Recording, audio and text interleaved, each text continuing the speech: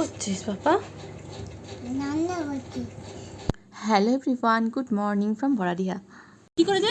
বেঁধে দিয়েছে। কে? মা, ঠিক করে বল, কে বেঁধে দিয়েছে? ভাত ভাত আজকে আছে বিশ্বকর্মা পুজো, আর এই বছরই প্রথম আমাদের বাড়িতে বিশ্বকর্মা পুজো হবে, যেহেতু একটা গাড়ি কেনা হয়েছে।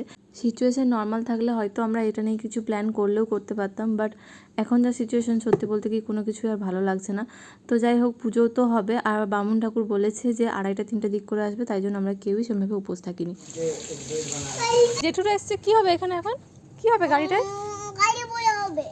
এই ইলেকট্রিক সাইকেলটা আজ থেকে প্রায় 5 বছর আগে কেনা হয়েছিল বাবার জন্য, আর আজকে সব গাড়িগুলো একদম চকচক করছে।